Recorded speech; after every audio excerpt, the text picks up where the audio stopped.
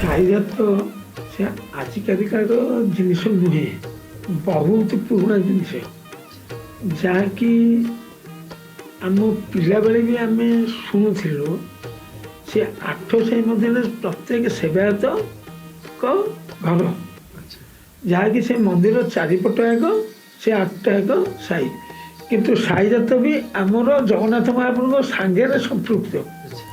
ସାଇଜାତଟା ଆରମ୍ଭ ହୁଏ ପ୍ରକୃତରେ ମାନେ କୋଉ ଦିନ ଆରମ୍ଭ ହୁଏ, କୋଉ ଦିନରେ ସରେ?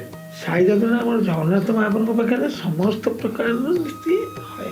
ଇଏ ସାଇଜାତଟା ହେଲା ରାମ ଜନ୍ମ ଠାରୁ ରାବଣ ମରିବା ପର୍ଯ୍ୟନ୍ତ ମହାପ୍ରଭୁଙ୍କର ସମସ୍ତ ନୀତି କରାଯାଏ।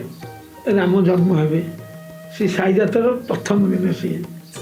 ରାମ ବନକୁ ଯିବେ, ରାମ ବିବାହ, ତାପରେ ଆସିଗଲା ସାଇଜାତର ପ୍ରକୃତ ମଜା।